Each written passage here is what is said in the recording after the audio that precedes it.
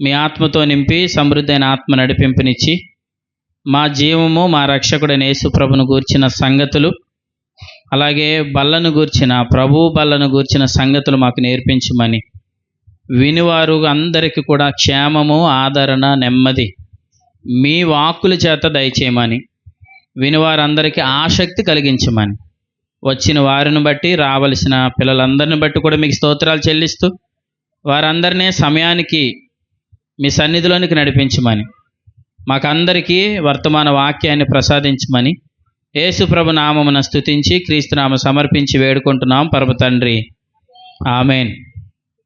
మంచిది. మనం తరచుగా ప్రభు తన వాక్కులను ప్రభు మనకిస్తున్నారు.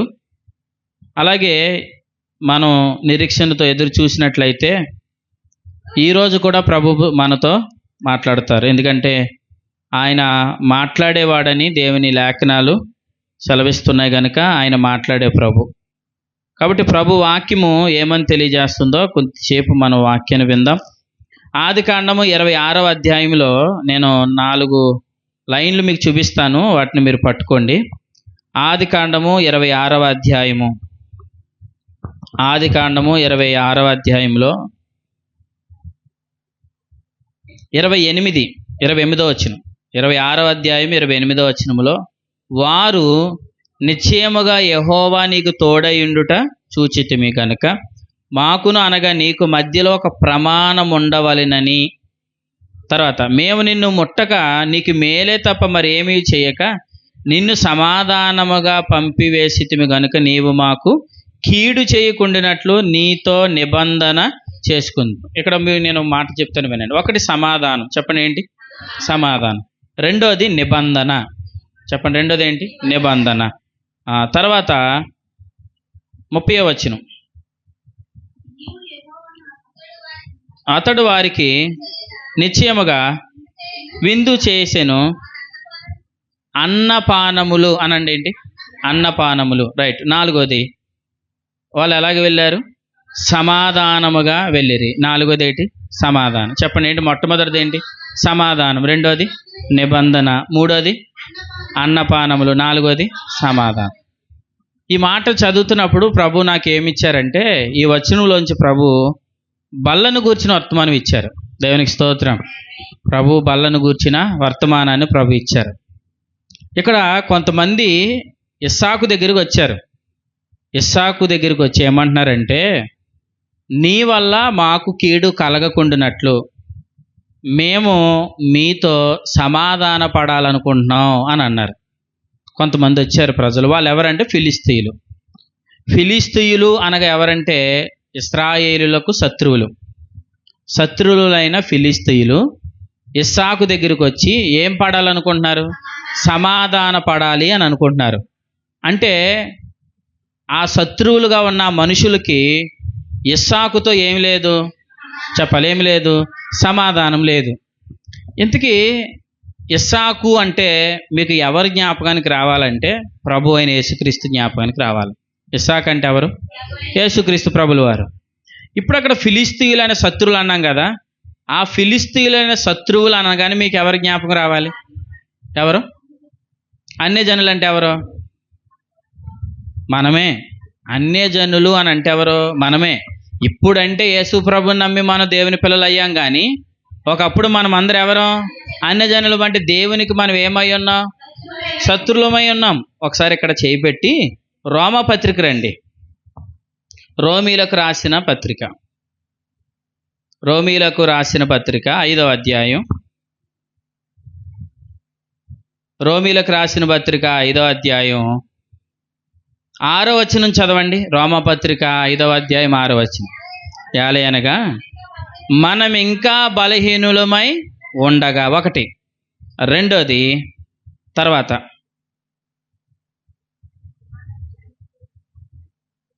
మనం పాపులమై ఉండగా అని ఉంటుంది చూడండి.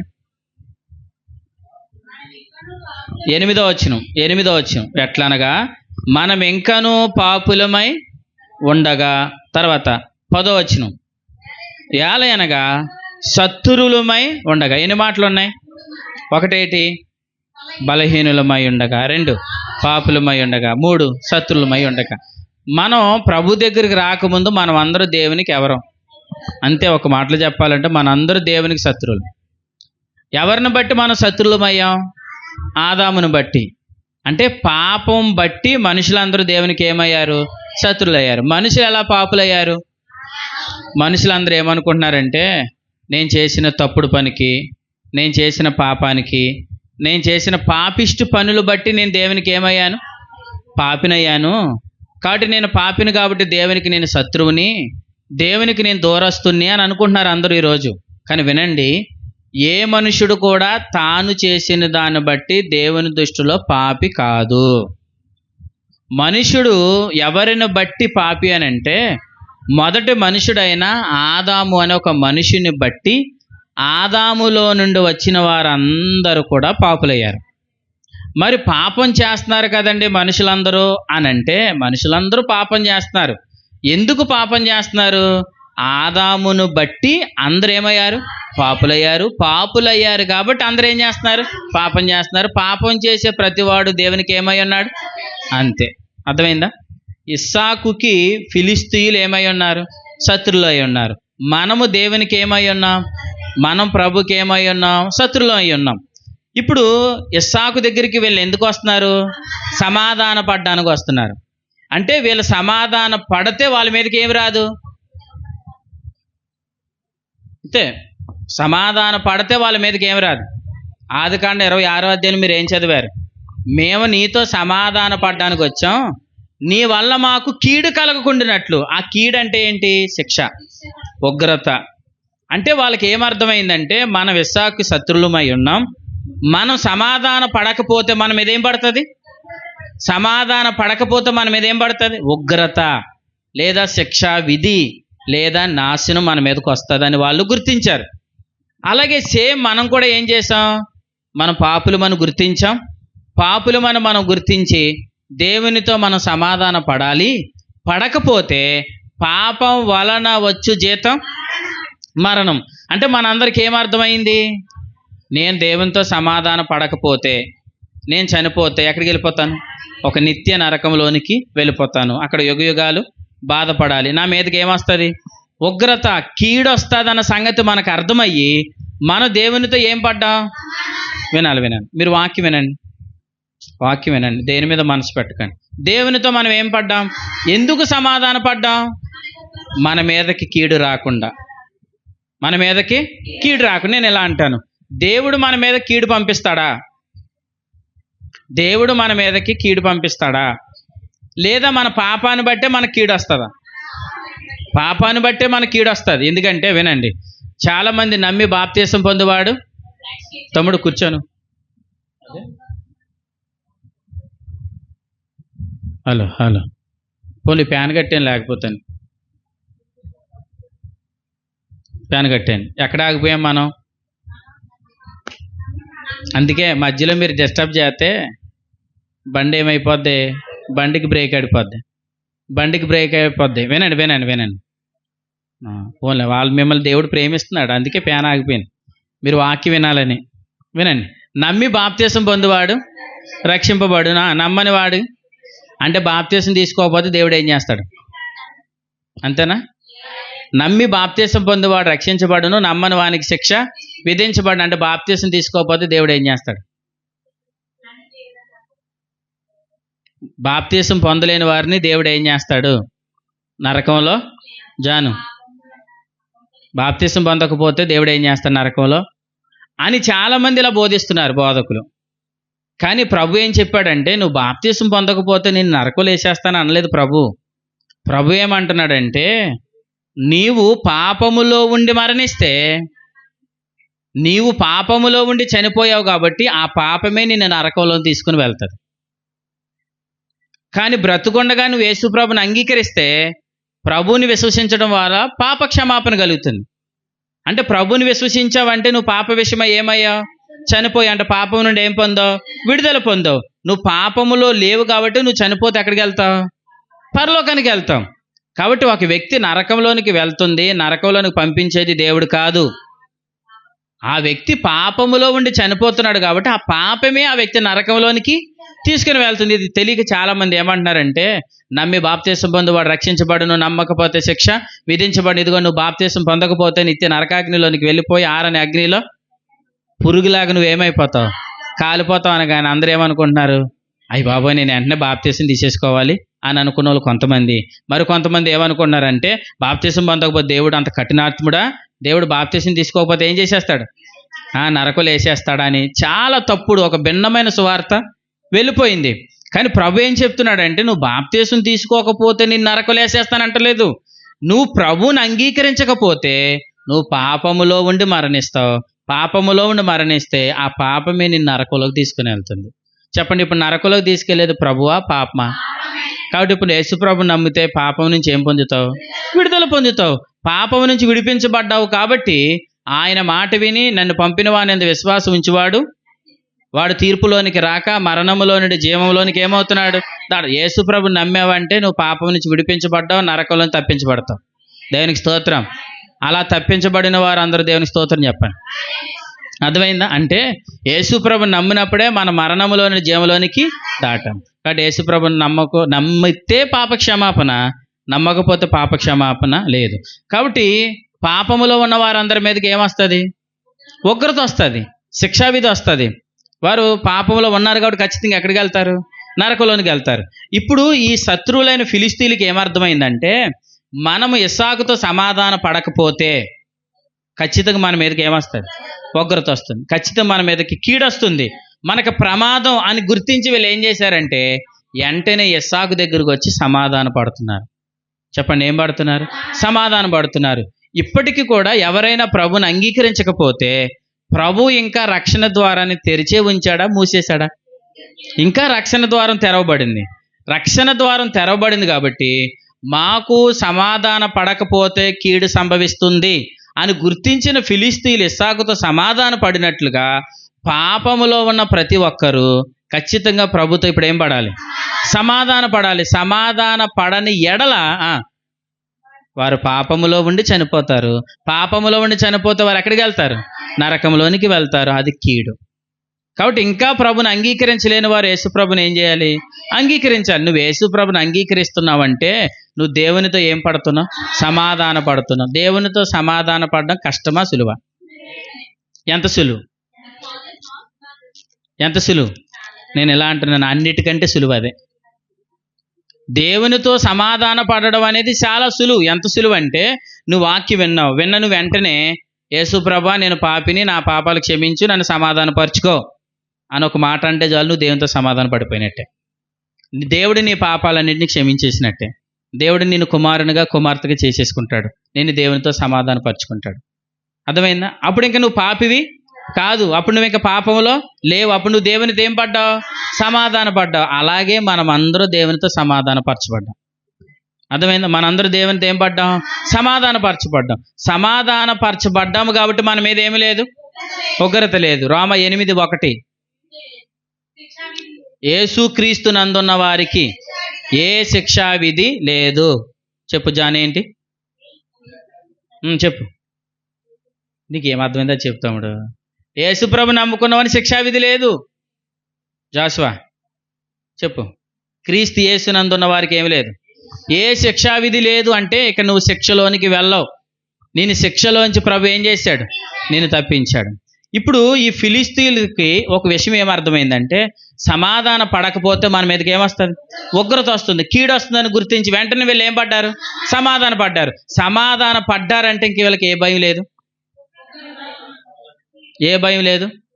కీడు కలుగుతుందేమో అన్న భయం లేదు, ఉగ్రత కలుగుతుందేమో అన్న భయం లేదు. నరకంలోనికి వెళ్ళిపోతాయేమో అన్న భయం లేదు. అంటే వీళ్ళకి ఏ భయం లేదు? దీన్ని ఏమంటారంటే దండనతో కూడిన భయం లేదు. అంటే మరలా నాకు ఇస్సాకు కీడు చేసేస్తాడేమన్న భయం వాళ్ళకి లేదు. ఇప్పుడు మనం అందరూ దేవునితో ఏం పడ్డాం? సమాధాన పడ్డాం. సమాధాన పడిన మనకు కూడా ఏ భయం ఉండకూడదు?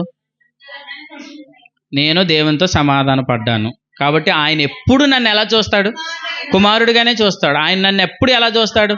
సమాధాన పరచబడ్డానుగా అదే విధంగా నన్ను చూస్తాడు.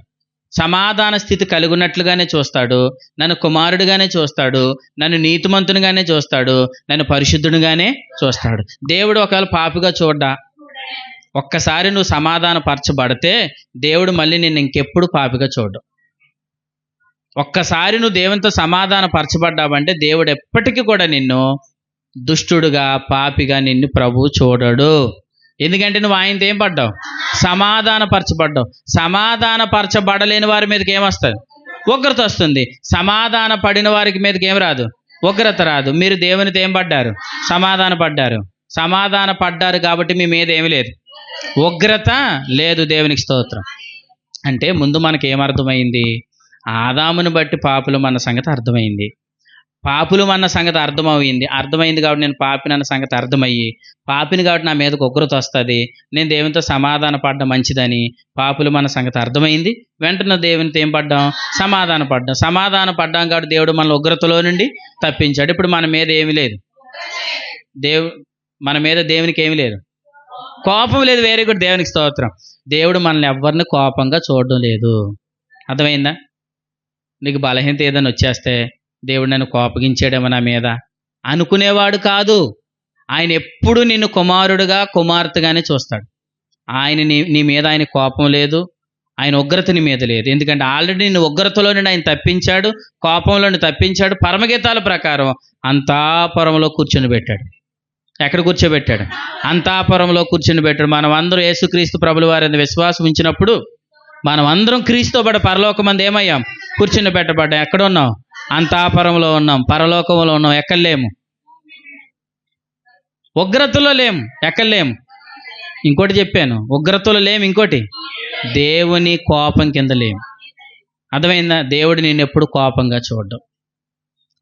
పోయిన వారం మీకు మాట చెప్తూ గిద్యోన్ని దేవుడు అలా పిలిచాడు. వాస్తవానికి గిద్యోను గానుగు చాటున దొలగొడుతున్నాడంటే పిరుకోడా, బలవంతుడా? కానీ దేవుడు పిరుకోడుగా చూడలేదు గిద్యోన్ని. ఏమని పిలిచాడు? గిద్యోను బలాఢ్యుడా అని పిలిచాడు. అంటే దేవుడు ఏం చూడడం లేదు? వెరీ గుడ్, దేవునికి స్తోత్రం. నీ బలహీనతలు దేవుడు చూడడం లేదు. ఆయన నిన్ను ఎప్పుడు బలవంతుడిగా చూస్తున్నాడు. ఆయన నిన్ను ఎప్పుడు నీతిమంతుడిగా చూస్తున్నాడు. ఆయన ఎప్పుడు నేను పరిశుద్ధుడిగానే చూస్తున్నాడు. అర్థమైందా? అందుకే మీరు కొలస్సీ పత్రిక కానివ్వండి, కొరింథీయులకు రాసిన పత్రికలు కానివ్వండి, పత్రికలు చదివితే ఏమంటాడో తెలుసా? కొలస్సీలో ఉన్న పరిశుద్ధులారా, ఎఫెసీలో ఉన్న పరిశుద్ధులారా, వీళ్ళందరూ ఎవరు? పరిశుద్ధులు అని. అక్కడ ఏమంటాడంటే విశ్వాసులైన వారందరూ పరిశుద్ధులు అని చెప్పాడు. అంటే స్టార్టింగ్ మాట్లాడడమే ఏమంటున్నాడు?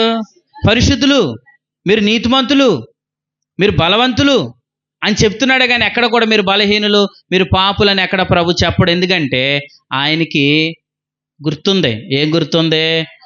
ఇతడు నా కుమారుడు, ఇతను నాతో సమాధానపరచబడ్డాడు, ఇతని పాపాన్ని నేను క్షమించాను, ఇతని నీతిమంతునిగా తీర్చింది నేనే అన్న సంగతి ఎవరికి తెలుసు?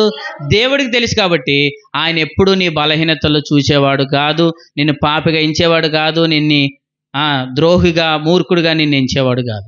ఆయన ఎప్పుడు నిన్ను కుమారుడుగా చూస్తున్నాడు, నిన్ను పరిశుద్ధుడుగానే చూస్తున్నాడు. వినండి, ఇప్పుడు ఇస్సాకుతో వాళ్ళు ఏం పడ్డారు? సమాధాన పడ్డారు. సమాధాన పరచబడ్డారు కాబట్టి ఇంకా వాళ్ళకి ఏ భయం లేదు. ఇస్సాకు వల్ల మాకు కీడు కలుగుతుందేమో అన్న భయం వాళ్ళకి లేదు. ఇప్పుడు మన దేవునితో ఏం పడ్డాం? సమాధాన పడ్డాం. ఇప్పుడు మనకి ఏ భయం ఉండకూడదు? దేవుడు నన్ను ఇంకా శిక్షించేస్తాడేమో, నన్ను నరకంలో వేసేస్తాడేమో, నాకు కీడు చేసేస్తాడేమో అన్న భయం ఉండొచ్చా? ఉండకూడదు. ఉందా? మీకు లేదు. బయట ఉందా లేదా? ఈరోజు యేసుప్రభు నమ్మిన వారందరికీ కూడా ఏ భయం అనుకుంటున్నారు? ఏ భయమో తెలుసా? ప్రయాణం వెళ్తే చాలు, ఎవరైనా తుమ్మితే ఏమంటున్నారు? అప్పుడే వెళ్ళిపోకరా, 10 నిమిషాలు ఆగిళ్ళు. ఎక్కడికి? ఏం జరిగింది? తుమ్మి ఎదురొచ్చింది. ఆ టయానికే నల్లపిల్లి ఎదురొచ్చింది. గంగక్క, పులి కాదు పిల్లి. ఆ పిల్లి ఎదురొచ్చింది. వెంటనే ఏమంటారు? ఒరే, నువ్వేదో మర్చిపోయి తెలుసా? ఉచిదే, ఏం మర్చిపోలేదు అని ఏదో రకంగా ఎక్కడ తీసుకురావాలి లోన. అంటే నీకు ఇంకా ఏ ఫీలింగ్ ఉండిపోయింది? ఇంకా కీడు సంభవిస్తుందేమో, ఇంకా ఏదోటి తగులుతుందేమో, ఇంకా కీడులు ఉన్నాయేమో, ఇంకా శాపం ఉందేమో అన్న భయం ఎవరిలో ఉండిపోయింది? విశ్వాసంలో ఉండిపోయింది. ఎందుకు? ఆ విశ్వాసకి ఏం పూర్తిగా అర్థం కాలేదు. నేను దేవునితో సమాధాన పరచబడ్డాను, ఆయన నేను కుమారుణ్ణి, ఆయన నా బలహీనతలు చూడడం లేదు, నేను కోపం కింద లేను, నేను ఉగ్రతలో లేను. ఆయన ఎల్లప్పుడూ నన్ను ఎలా చూస్తున్నాడు? కుమారుడిగానే చూస్తున్నాడు, నాకు కృపనిస్తాడు. ఆయన నా మీదకి ఏమి రానివ్వడు, ఆయన నా మీదకి ఉగ్రత రానివ్వడు, కీడు రానివ్వడు, శాపాలు రానివ్వడు. ఈ సంగతి అర్థం కాకపోతే విశ్వాసివే, సమాధానపరచబడ్డావు, కుమారుడివే, కుమార్తెవే, కానీ నువ్వు ఎలా ఉంటావు? భయంతో బ్రతుకుతావు. అర్థమైందా? ఈ భయాన్ని ఏమంటారంటే దండనతో కూడిన భయం. చెప్పండి, ఏ భయం? దండనతో కూడిన భయం. ఈ భయం విశ్వాసకు ఉండకూడదు. మీలో ఎవరికైనా ఈ భయం ఉంటే ప్రభువైన యేసు నామములో పోవునుగాక. దండనతో కూడిన భయంలోంచి భక్తి రాదు. అర్థమైందా? మీరు దండనతో కూడిన భక్తిలో ఉంటే మీకు ఆచారాలు వస్తాయి, ఆచారాల నుంచి నిర్జీవ క్రియలు వస్తాయి, ఆ నిర్జీవ క్రియలోంచి విగ్రహారాధనలోనికి వెళ్తారు. ఈరోజు విశ్వాసులు అందరూ కూడా దండనతో కూడిన భయంతో ఉన్నారు కాబట్టే వాళ్ళందరూ వాక్యం ఎలా వింటున్నారు అనుకుంటున్నారు? వాక్యం వినకపోతే దేవుడు నన్ను ఏదైనా చేసేస్తాడు, ప్రార్థన వెళ్ళకపోతే దేవుడు నన్ను ఏదైనా చేసేస్తాడు. ఈ కొంతమంది ఈ దండనతో కూడిన భయంతో ఉన్న వాళ్ళు కూడా ఏం చెప్తున్నారు? అమ్మా మన వారం ప్రార్థన రాలేదమ్మా, రాలేదు, కొంత ఒంట్లో బాగోక రాలేదు. చూసావా, అందుకే నీకు దేవుడు ఏం చేయించాడు, అందుకే నీ నడువు వంచేశాడు అనకూడదు. ఆమె ప్రార్థనకు రాలేకపోయినంత మాత్రాన దేవుడు నడువు వంచేసి రోగం ఇచ్చేసి శిక్షించేసేవాడు కాదు. అర్థమైందా? బలహీనత ఎందుకు వచ్చింది? బలహీనత ఎందుకు వచ్చింది అని అంటే వినండి, పాప శరీరం ఏమైంది? జీవంలోనికి వచ్చింది. పాప శరీరం జీవంలోనికి వస్తే ఏం కలుగుతాయి? రోగాలు కలుగుతాయి. పాప శరీరం ఎందుకు జీవంలోనికి వచ్చింది? పాప శరీరం నిరర్ధకం అవ్వలేదు. పాప శరీరం ఎందుకు నిరర్ధం కాలేదు? నువ్వు వర్తమానం వినలేదు, వాగ్దానాన్ని బట్టి నువ్వు జీవించలేదు. వాగ్దానాన్ని బట్టి జీవించలేదు కాబట్టి చెప్పండి, పాప శరీరం నిరర్ధకం కాలేదు. పాప శరీరం నిరర్ధకం కాలేదు కాబట్టి ఏం కలిగింది? రోగం కలిగింది. నువ్వు వెళ్ళి ఏమంటున్నావు? నువ్వు ఆదివారం గుడికి రాలేదు, అందుకే నీకు దేవుడు ఏం చేశాడు, మంచి బెలే జరిగిందిలే అనకూడదు. ఎందుకు? ఆల్రెడీ నీకు కూడా ఏముండిపోయింది? నీకు కూడా దండనతో కూడిన భయం ఉండిపోయింది. నీకు దండనతో కూడిన భయం ఉండిపోయింది కాబట్టి ఎదుటోళ్ళని కూడా ఎలా చూస్తున్నావు? నువ్వు రాలేదు అందుకే నీకు ఇలా జరిగిపోయింది, నువ్వు చేయలేదు అందుకే నీ కీడు జరిగిపోయింది అంటున్నావు. అంటే నీలో ఇంకేముంది? దండనతో కూడిన భయం ఉంది. వినాలి. దేవుడు నీ మీద కోపం లేదు. అర్థమైందా? దేవుడు నీ మీద కోపంగా చూడలే, నీ బలహీన చూచేవాడు కాదు. వినండి. కానీ ఈరోజు చాలా మందికి ఏముండిపోయిందండి? విశ్వాసులకి దండనతో కూడిన భయం ఉండిపోయింది. అందుకు వాళ్ళు ఏమనుకుంటున్నారు? దేవుని ద్వారా నాకు ఏదో కీడు వచ్చేస్తుంది, దేవుని ద్వారా నాకు ఏదో కీడు సంభవించేస్తుంది, కాబట్టి నేను ఏదో ఒకటి చేసి దేవుని నేను ఇప్పుడు ఏం చేయాలి? ఆయన నా మీద ఏముంది? కోపం ఉంది. ఇప్పుడు ఆ కోపాన్ని నేనేం చేయాలి? కోపం చల్లార్చగలవా? కానీ ఇప్పుడు ఆ ఉపవాసాలు చేసే వాళ్ళందరూ పని ఏంటనుకుంటున్నారు? దేవుని కోపం చల్లార్చడానికి ఇలా కొడుకు మార్చుకుంటున్నారు. ఈ ఉపవాసాలు చేసే వాళ్ళందరూ చేసే పని ఏంటనుకుంటున్నారు? ఉపవాసం చేస్తానండి దేవుడు కనికరిస్తాడు అంటే దేవునికి ఏం తెద్దాం అనుకుంటున్నారు? వీళ్ళు కనికరం, కోపం తగ్గిందాం అనుకుంటున్నారు. ఆయన అంటున్నాడు, ఒరే బాబు, నీ మీద నాకు కోపం లేదురా, నువ్వు నా కుమారుడివి, నువ్వు నా కుమార్తెవి, నేను నిన్ను కోపంతో చూడటం లేదు, నువ్వు ఎప్పటికీ నా కుమారుడివే అని ప్రభు ఆయన అంటుంటే ఈ కింద ఉన్న వేలేమనుకుంటున్నారు? లేదు, దేవుడు నా మీద ఏం పెట్టుకున్నాడు? కోపం పెట్టుకున్నాడు. దేవుడు నా మీద ఏముంది? కోపం ఉంది. ఏదో ఒక రకంగా ఏం చల్లార్చాలి ఇప్పుడు నేను? కోపం చాలు. ఇప్పుడు ఆ కోపం చల్లార్చే పనిలో వీళ్ళు ఏం చేస్తున్నారు? ఉపవాసాలు చేస్తున్నారు. ఇవన్నీ ఏంటి? శరీరాచారాలు. ఈ శరీరాచారాల్లోంచి పుట్టుకొచ్చేది నిర్జీవ క్రియలు. ఆ నిర్జీవ క్రియల్లోంచి పుట్టుకొచ్చేదే విగ్రహారాధన. విశ్వాసులు విగ్రహారాధన చేస్తారా చేయరా? చేస్తున్నారా లేదా? విగ్రహారాధన అంటే ఏమిటనుకుంటున్నారు? ఏదైనా ఒక విగ్రహం తెచ్చుకుని పూజించడం కోసం కాదు. దండనతో కూడిన భయంతో ఉన్నవాడు ప్రతి ఒక్కడు చేసేది విగ్రహారాధనే. నిజంగా ప్రభు వినండి, మీ మీద దేవునికి ఏమి లేదు? కోపం లేదు కాబట్టి దేవునితో మీరు ఏం పడ్డారు? సమాధానపరచబడ్డారు. సమాధానపరచబడ్డామన్న సంగతి మీకు అర్థం కాకపోతే వినండి, ఈ పాయింట్ అందరూ వినండి. సమాధానపరచబడ్డామన్న సంగతి మీకు అర్థం కాకపోతే ఇప్పుడు మనం అందరం కూడి వచ్చిన బల్ల ఏంటో తెలుసా? ఇదే బల్ల, ప్రభు బల్ల. చెప్పండి, ఏ బల్ల? ప్రభు బల్ల. ఈరోజు వర్తమానం ప్రకారం ఇది సమాధానపు బల్ల. ఏ బల్ల? సమాధానపు బల్ల. మీరు ఏం పడ్డారు? సమాధాన పడ్డారన్న సంగతి మీకు ఎరిగితే మీరు ఆ బల్ల దగ్గరికి ఎలా వస్తారు? భయంతో వస్తారా? సంతోషంగా వస్తారా? సంతోషంగా వస్తారు. సంతోషంగా వస్తే ఆ బల్లని మీరు ఏం తీసుకుంటారు? సంతోషంగా తీసుకుంటారు, ఎంచుకొని తీసుకుంటారు. ఎంచుకొని తీసుకోవడం వల్ల మీరు దేవునితో సమాధాన పరచబడుతున్నారా, దేవునిలో ఉన్న సమాధానాన్ని పొందుతారా?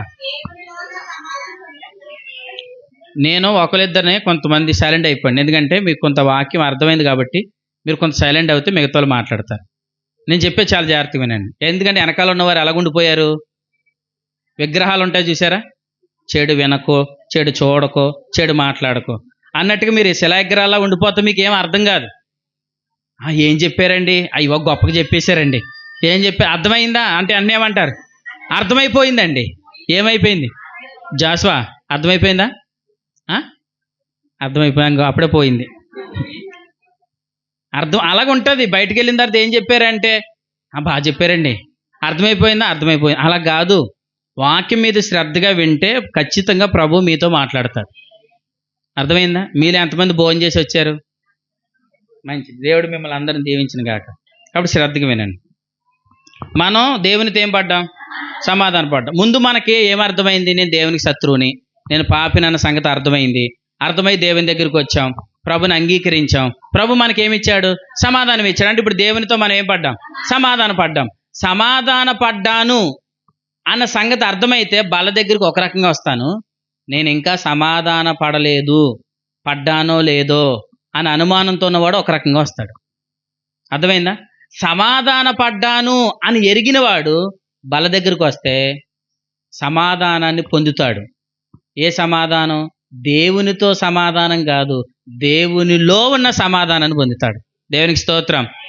సమాధాన పడ్డాను అని ఎరగని వాడు చెప్పండి, ఇప్పుడు బల్ల దగ్గరికి ఎందుకు వస్తున్నాడు? ఎవరు చెప్తారు?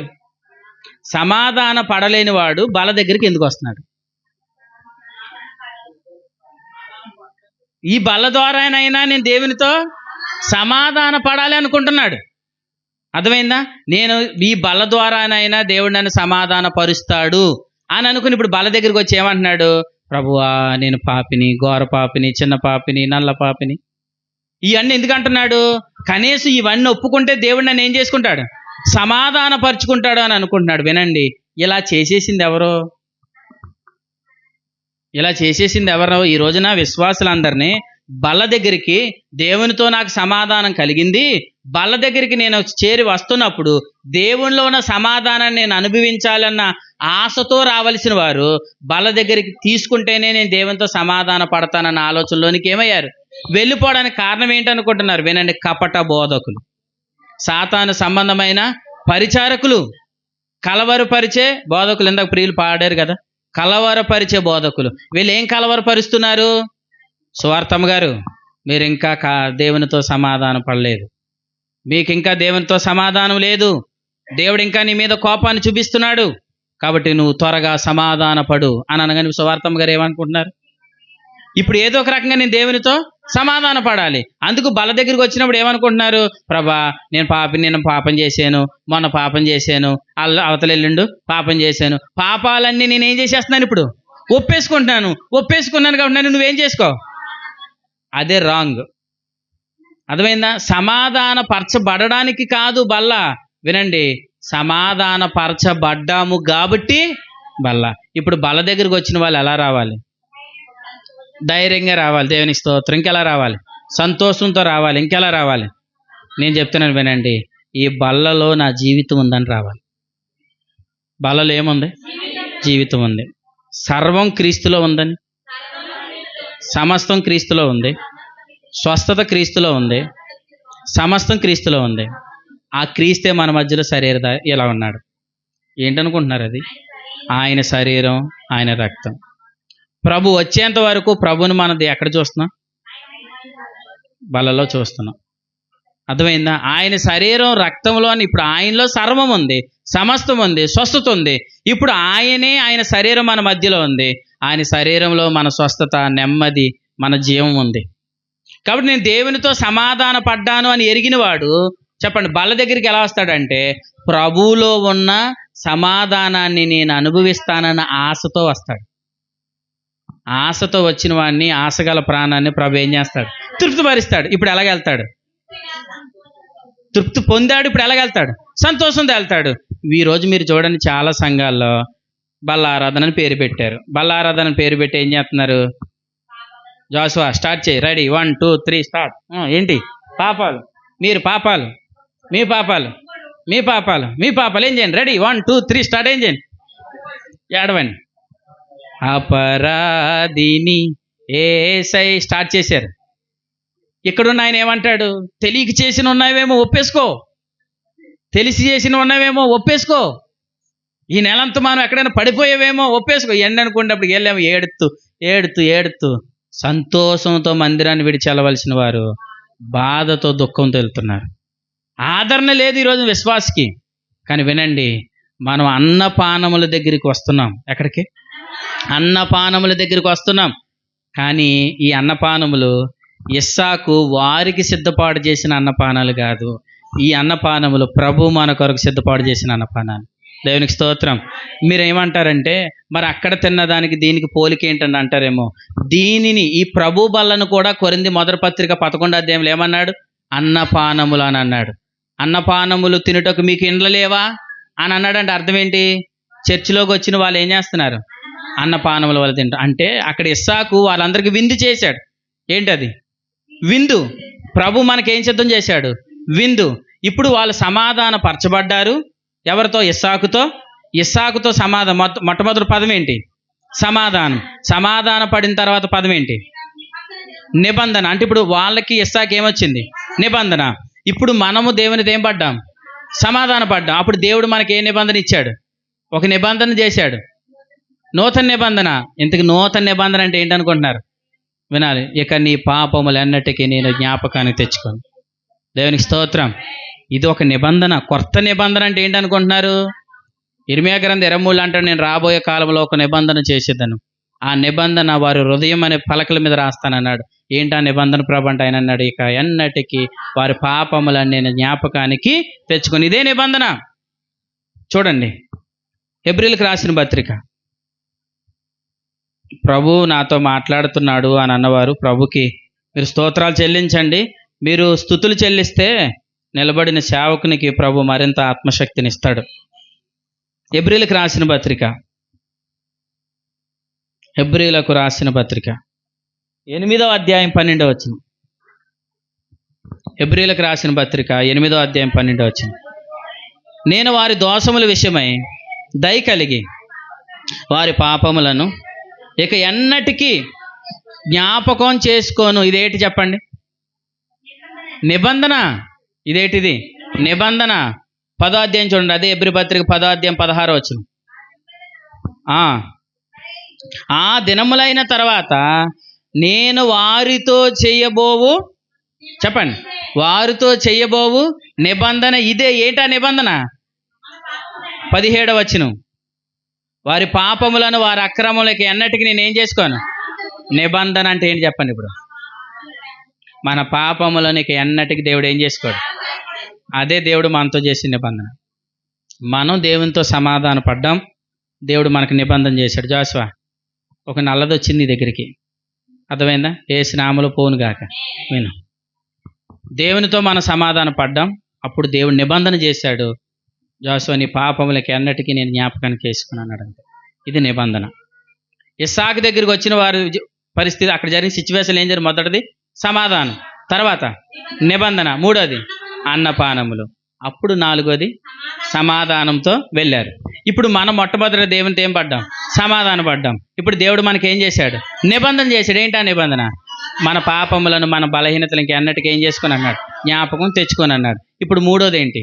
అన్నపానములు. ఇదిగో మన అన్నపానం. అన్నపానముల దగ్గరికి వచ్చాం. ఇప్పుడు అన్నపానముల దగ్గరికి వచ్చిన మనం, ప్రభువేమో పాపాలు ఏం చేయను అన్నాడు? జ్ఞాపకం చేసుకొని అన్నాడు. ఇప్పుడు నేను ఏమంటున్నానంటే జ్ఞాపకం తెచ్చుకోని అంటున్నాను. మొదన్న నేను చెప్పిన అర్థమైందా? ప్రభు ఏమన్నాడంటే నేను పాపాలు జ్ఞాపకం తెచ్చుకొని అన్నాడు. ఆయన జ్ఞాపకం తెచ్చుకోనని ఆయన నిబంధన చేస్తే, ఇప్పుడు నేను ఏమంటున్నాను? మెర్సి, నీ పాపాలని జ్ఞాపకం తెచ్చుకో, ఏడు కానీ నీళ్ళు కార్చని నేను అంటున్నాను. ఇప్పుడు నేను ఎవరికి విరుద్ధంగా వెళ్తున్నాను?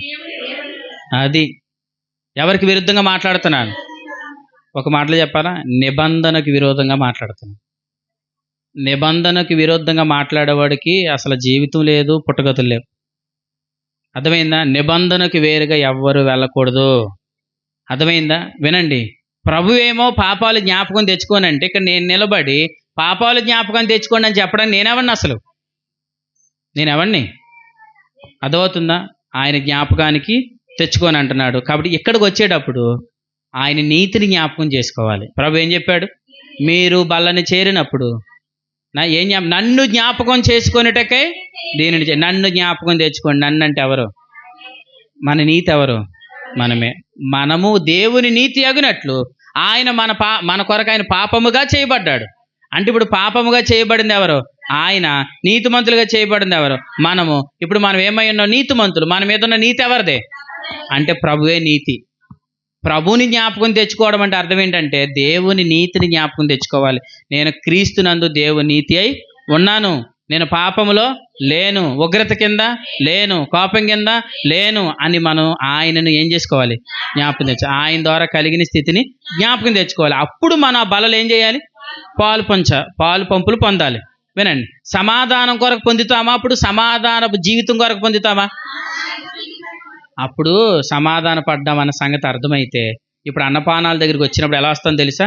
నా జీవితం బలలో ఉంది, నా స్వస్థత బలలో ఉంది, నా సర్వం బలలో ఉంది, నా జీవితం ప్రభు బలలో ఉంది అని ఇప్పుడు మందిరానికి ఎలా వస్తాం? పరిగెట్టుకుంటూ వస్తాం, వేగురు పడుతూ వస్తాం. ఎందుకు? నా జీవితం ప్రభు సన్నిధిలో, ప్రభు బలలో నా జీవితం ఉంది, నా సర్వం ఉంది, నా సమస్తం ఉంది, నా స్వస్థత ఉందని పరిగెట్టుకుంటూ మనం దేవుని సన్నిధికి వస్తాం.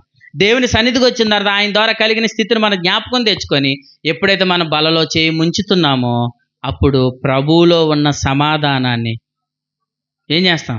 అనుభవిస్తాం. ఈ సమాధానం వేరు. మొదట మన దేవునితో పడిన సమాధానం వేరు. ఆ సమాధానం దేవునికి మనకేం కలిగింది? సమాధానం. దేవునికి మనకు కలిగిన సమాధానం. ఇప్పుడు సమాధానం కలిగిందని ఎరిగి అన్నపానములు భుజిస్తున్నప్పుడు, విందులో పాలుపంపులు పొందుతున్నప్పుడు, ప్రభు బలలో చేముంచుతున్నప్పుడు ప్రభువులో ఉన్న సమాధానాన్ని ఎక్కడ అనిపిస్తాం?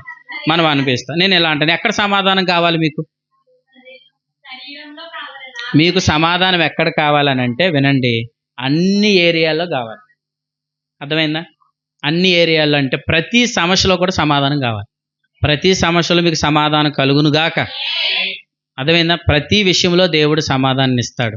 ముందు మీరు ఏం చేయండి? సమాధానం కలిగిందని నమ్మి, సమాధానము ప్రభు బలలో ఉందని ఎరిగి, వివేచన కలిగి అప్పుడు ప్రభు బలలో మీరు ఏముంచండి? చేముంచండి. అప్పుడు మీరు ఎలాగెళ్తారు చెప్పండి? ఎలాగెళ్తారు? వచ్చింది ఆదికాండం 26వ మొదటిది సమాధానం, తర్వాత నిబంధన, మూడోది అన్నపానం, నాలుగోది ఇది సమాధానమే. ఇది సమాధానం కానీ రెండు ఒకటి కాదు. అర్థమైందా? మొదటిది సమాధానం కలిగింది, నిబంధన ఉందని గుర్తించి అన్నపానములు పుచ్చుకున్నప్పుడు మనకి దేవునిలో నుంచి ఏం కలుగుతుంది? సమాధానం. అది మన జీవితంలో సమాధానం, మన రోగాల విషయంలో సమాధానం, మన అప్పుల విషయంలో సమాధానం. మనకి ఏ విషయంలో సమాధానం లేదో వాటన్నిటిలో సమాధానం. అర్థమైందా? చూడండి, ఆ సమాధానం కొరకు ఏం మాట్లాడుతున్నారు. రోమాపత్రిక 8వ అధ్యాయం. రోమాపత్రిక 8వ అధ్యాయం. రోమాపత్రిక 8వ అధ్యాయం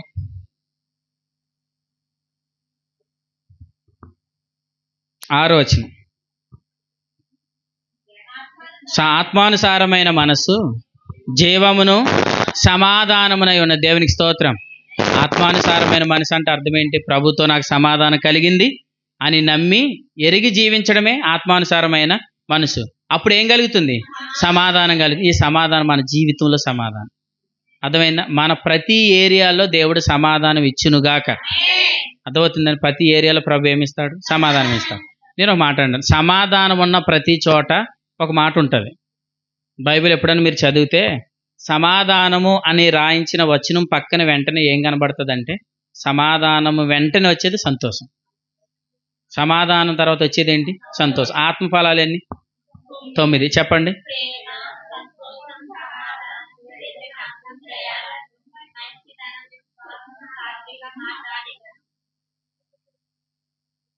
గలతీలకు రాసిన పత్రిక ఏదో ఎగరగొట్టేశారు అనుకుంటున్నాను, వెనక ముందు చెప్పారో ఏటో చూడండి. ఇప్పుడు గలతీలకు రాసిన పత్రిక 5వ అధ్యాయం 22. గలతీలకు రాసిన పత్రిక 5:22. ఆత్మఫలం ఏమనగా ప్రేమ, సంతోషం, దేవునికి స్తోత్రం. సమాధానం పక్కన ఏమంటుంది? సమాధానం పక్కన అంటేనే ఏమంటారు? సంతోషం. ఎప్పుడైనా మీరు గమనించండి, సమాధానం ఉన్న చోట సంతోషం ఉంటుంది. అర్థమైందా? ఇప్పుడు వాళ్ళు అన్నపానములు పుచ్చుకున్నారు, ఇప్పుడు ఎలాగెళ్ళారు? సమాధానంగా వెళ్ళారంటే ఎలాగెళ్ళారు? సంతోషంగా వెళ్ళారు. ఇప్పుడు బల్ల దగ్గరికి మనం వస్తున్నాం కదా, మనం వివేచించి బలలో చేముంచుతున్నాం కదా, ఇప్పుడు మనం ఎలాగెళ్తాం? సంతోషంతో వెళ్తాం. దేవునికి స్తోత్రం. బల్ల దగ్గరికి వచ్చి మనం తిరిగి వెళ్తున్నప్పుడు సంతోషంగా వెళ్ళాలి. నాకు అన్నిటికి విడుదల కలిగింది, నా ప్రతి సమస్యకి విడుదల ఇచ్చాడు ప్రభు అని మనం సంతోషంతో తిరిగి వెళ్ళాలి. కానీ ఈరోజు చాలామంది ఏం చేస్తున్నారు? బల్ల దగ్గరికి వచ్చి దుఃఖపడుతూ వెళ్తున్నారు. బల్ల దగ్గరికి వచ్చి దుఃఖపడుతూ వెళ్తున్నారంటే అర్థం ఏంటి? వారు ఎంచుకునే విధంగా ఎంచుకోవడం లేదు, వారు సమాధానాన్ని అనుభవించడం లేదు. కాబట్టి మీరు బల్ల దగ్గరికి వచ్చారు, ఎంచుకోండి, వివేచించండి. అప్పుడు కూడి వచ్చిన మీకు అందరికి ఏం కలుగుతుంది? తిరిగి వెళ్ళినప్పుడు ఎలా వెళ్తారు? సంతోషంగా వెళ్తారు. ఇప్పుడు ఒకసారి అపోస్తుల కార్యగ్రంథం 20వ అధ్యాయం, ఇందాక చదివాం కదా, ఆ మాట కూడా చదవండి. అపోస్తుల కార్యగ్రంథం 20వ అధ్యాయం 7వ వచనం. చాలండి. ఆదివారాన్ని ఎక్కడికి వచ్చారు? రొట్టె విరవడానికి వచ్చారు. అప్పుడు వాళ్ళందరూ ఎలా తిరిగి వెళ్ళారు? 12వ వచనం. విశేషమైన ఆదరణ కలిగింది. దేవునికి స్తోత్రం. అంటే బల్ల దగ్గరికి వచ్చి తిరిగి వెళ్ళేటప్పుడు ఎలా వెళ్ళాలి? ఆదరణతో వెళ్ళాలి. బల్ల దగ్గర వచ్చిన తిరిగి వెళ్ళాలి, సమాధానంతో వెళ్ళాలి. బల్ల దగ్గరికి వచ్చి తిరిగి వెళ్ళి సంతోషంతో వెళ్ళాలి. అంటే ఎవరైతే వివేచించి పాలు పంపులు పొందుతారో వారు బల్ల దగ్గరికి వస్తారు, వివేచనతో వారు బలలో చేముంచుతారు, వాళ్ళు ఆదరణ పొందుతారు, సమాధానం పొందుతారు, సంతోషం పొందుతారు. అంటే వాళ్ళు ప్రభువులో ఉన్న జీవాన్ని ఏం చేస్తున్నారు? అనుభవిస్తున్నారు. కానీ ఇదే విషయం బయటికి వెళ్ళి మీరు ఎక్కడికన్నా వెళ్ళి ఆలోచించండి. చాలామంది సంఘాలు ఈరోజు ఏం జరుగుతుంది? బల్ల దగ్గరికి వచ్చి వెళ్ళేటప్పుడు ఎలా వెళ్తున్నారు? ఏడుస్తూ వెళ్తున్నారు. బల్ల దగ్గర నుంచి వాళ్ళు తిరిగి వెళ్ళేటప్పుడు దుఃఖంతో వెళ్తున్నారు. వాళ్ళకి ఏం లేదు, నెమ్మది లేదు, సంతోషం లేదు, సమాధానం లేదు, ఆదరణ లేదు. కానీ ప్రభు ప్రేమించి మనకి ఏమి ఇచ్చాడు? సంతోషం ఇచ్చాడు, సమాధానం ఇచ్చాడు, నెమ్మదిని ఇచ్చాడు. కాబట్టి మీరు దేవునితో ఏం పడ్డారు? సమాధానపరచబడ్డారు. దేవునికి మీకు ఏం చేశాడు? దేవుడు మీతో ఏం చేశాడు? నిబంధన చేశాడు. నిబంధన మర్చిపోతాడా? మర్చిపోడు. అబ్రహాము చేసిన ఉపచారమే దేవదూతలకు భోజనం పెట్టాడు లేదా? పెట్టిన మాటనే దేవుడు 6000 సంవత్సరాలైనా మర్చిపోలేదు. దేవుడు మాట మర్చివాడు కాదు, ఆయన నిబంధన మర్చిపోడు. కానీ నువ్వు మాత్రం దేవుడు నన్ను ఇంకా కోపంగా చూస్తున్నాడు అని అనుకుంటే అది నీ బుద్ధిహీనత. ఎందుకు? ఒక మాట ఉంటే తెలుసా మీకు? దేవుడు వరం ఇచ్చినా పూజారి ఏం పెట్టాడు? దేవుడు వరం ఇస్తే పూజారి అడ్డు పెట్టాడంట. అలాగా దేవుడు నీకు వరం ఇచ్చేయడానికి ఆయన సిద్ధంగానే ఉన్నాడు. నీ మనసాక్షి చెడిపోతే ఆయన ఏం చేస్తాడు? అంతేనా? నువ్వు ఇంకా పాపం అనుకుంటే ఆయన ఏం చేస్తాడు? నాకు ఇంకా సమాధానం కలగలేదని అనుకుంటే ఆయన ఏం చేస్తాడు? నేను ఇంకా కోపం కింద ఉన్నానంటే ఆయన ఏం చేస్తాడు? నేను ఇంకా ఉగ్రతలో ఉన్నానంటే ఆయన ఏం చేస్తాడు? ఆయన ఏం చేయలేడు. కానీ మొదలు నువ్వు నమ్ము, నేను కోపం కింద లేను, ఉగ్రతలో లేను, నేను సమాధానం పరచబడ్డాను. నువ్వు నమ్మితే ఆయన నీ జీవితంలో పని చేయగలడు. దేవునికి స్తోత్రం. ఆయన నీ జీవితంలో పని చేస్తాడు, నీ ద్వారా గొప్ప కార్యాలు ప్రభు జరిగిస్తాడు. కాబట్టి ఇస్సాకుతో వాళ్ళు ఏం పడ్డారు? సమాధాన పడ్డారు. రెండోది నిబంధన, మూడోది అన్నపానములు, నాలుగోది ఎలాగెళ్ళారు? సమాధానంతో వెళ్ళారు. మనం దేవునితో ఏం పడ్డాం? సమాధాన పడ్డాం. దేవుడు మనతో ఏం చేశాడు? నిబంధన చేశాడు. ఇప్పుడు మనం ఎక్కడికి వచ్చాం? అన్నపానం విందు దగ్గరికి వచ్చాం. ఇప్పుడు మనం ఎలాగెళ్తాం? మీరు అందరూ అలా వెలుదురుగాక. ఎందుకంటే బల్ల ద్వారా జరిగే కార్యాలు త్వరలో సాక్ష్యాల రూపంలో బయటకు వచ్చును గాక. అటు కృప దేవుడు మీకు అందరికి అనుగ్రహించును గాక. ఆమేన్. తలలు వంచండి, నేను ప్రార్థన చేసి ముగిస్తాను. మీకు ఇప్పుడు ఏదైతే ప్రభు మీకు అర్థం చేయించాడో దాన్ని బట్టి, మీకు ఏదైతే అర్థమైతో దాన్ని బట్టి ప్రభుకి స్తోత్రాలు చెల్లించండి. నేను స్తోత్రాలు చెల్లిస్తున్నాను, నేను కూడా స్తోత్రాలు చెల్లించాలనుకున్నాను అన్న ఆశ ఎవరికైనా ఉంటే మీ చేయి చూపించండి, మీ వద్దకు మౌత్ తీసుకొని వస్తారు. పరిశుద్ధుడా, ప్రేమగల తండ్రి, కృపగలిగిన దేవానికి స్తోత్రాలు. మీరు ప్రేమించి మీరు మాకు అనుగ్రహించిన ఈ విశేషమైన కృపను బట్టి మీకు స్తోత్రాలు. ప్రభా నాయన, ఇస్సాకుతో వారు శత్రువులుగా ఉన్నవారు సమాధాన పరచబడాలని, సమాధాన పడకపోతే వారి మీదకి కీడు వస్తుందని గుర్తించి వారు సమాధాన పరచబడ్డారు, వారు నిబంధన చేసుకున్నారు. అప్పుడు ఇస్సాకు వారికి విందు చేయించి, ఆ విందు చేయించిన తర్వాత వారు సంతోషంతో సమాధానంతో తిరిగి వెళ్ళారని మీరు మాట్లాడారు. తండ్రి నాయన, ఆ యొక్క వచనాల్లోంచి మీరు మాకు ఇచ్చిన వర్తమాన వాక్యాన్ని బట్టి మీకు స్తోత్రాలు. మమ్మల్ని సమాధాన పరుచుకున్నందుకు స్తోత్రాలు. అయ్యా, మీరు మాతో నిబంధన చేశారు, నేను ఎల్లప్పుడూ ఎప్పుడూ నీ పాపములను ఇక ఎన్నటికీ జ్ఞాపకం చేసుకోనని అని మీరు మాట్లాడారు ప్రభా. అయ్యా అవును తండ్రి, ఆ నిబంధనను ఆయన మీరు జ్ఞాపకం పెట్టుకున్నారు. అట్టి నిబంధన మేము కూడా జ్ఞాపకం పెట్టుకునే కృప కలుగును గాక. అలాగే ప్రభా నాయన మీరు మాకు విందు సిద్ధం చేశారు.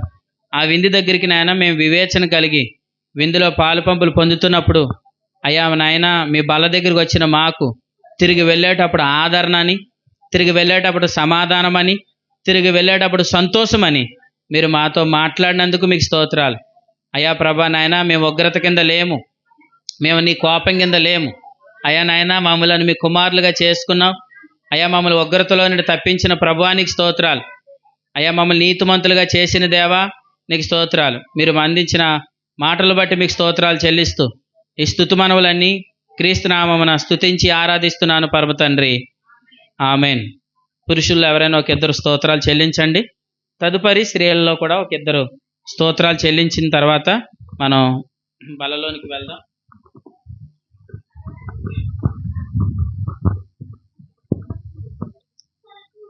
మహాపరిశుద్ధుడా